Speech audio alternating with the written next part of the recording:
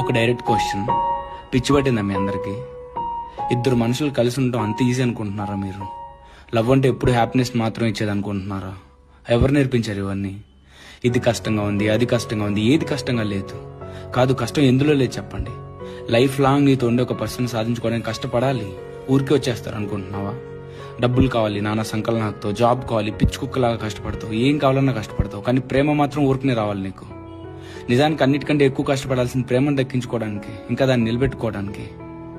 నిజమే, ఒక మనిషి మన లైఫ్లోకి వస్తున్నారంటే హ్యాపీనెస్ని యాడ్ చేయాలి, ట్రూ. అలానే హ్యాపీనెస్ని మాత్రం ఎక్స్పెక్ట్ చేస్తే ఎలా?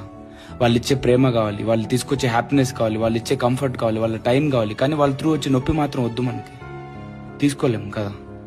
అలా చిన్న చిన్న ఇష్యూస్ని హ్యాండిల్ చేయలేక ప్రేమ లేదేమో అనేసుకుంటారు, వాళ్ళతో లైఫ్ కష్టమేమో అనేసుకుంటారు, పారిపోదాం అనుకుంటారు. ఇది ఎక్కడ లాజిక్ సార్, మేడం?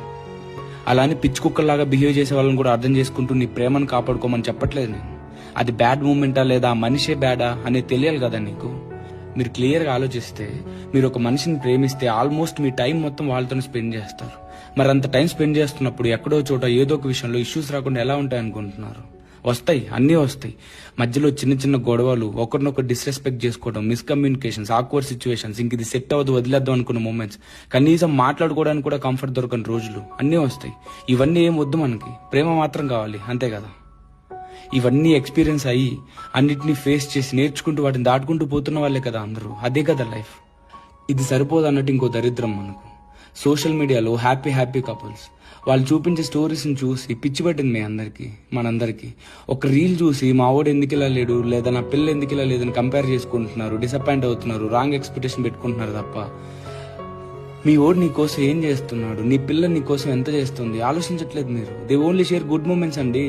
మూసేసిన తలుపుల వెనక ఏం జరుగుతుందో ఎవరికి తెలుసు? నీ లైఫ్ ఏంటి, నీ పార్ట్నర్ లైఫ్ ఏంటి, మీ సిచ్యువేషన్స్ ఏంటి, ఇది కదా మీరు కన్సిడర్ చేయాల్సింది. చదువుకున్నారు కదా అందరూ, చదువుకున్నాం కదా మనం. పక్కోటి స్టోరీ లాగా మీ స్టోరీ కూడా ఉండాలనుకుంటే మీకంటూ స్టోరీ ఉండి ఏంటి లాభం?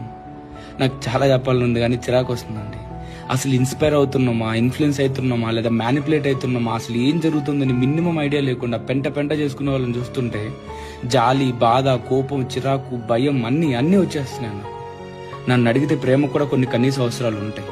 ప్రేమలో ఓపికగా ఉండాలి, ఒకరినొకరు అర్థం చేసుకోవడంలో ఉంది బ్యూటీ, ఒకరి కోసం ఒకరు అడ్జస్ట్ అవ్వడంలో ఉంది బ్యూటీ. ప్యూర్గా ఉండటం, లాయల్టీ, ఇన్నోసెన్స్, అవసరం వస్తే, ఒక మూమెంట్ వస్తే నిన్ను దాటి తన కోసం ఆలోచించగలగాలి, అందులో ఉంది బ్యూటీ. అదే అందం. అదంతా పక్కన పెట్టి లెక్కలేసుకుంటూ కూర్చుంటున్నారేంట్రా జనాలు బయట.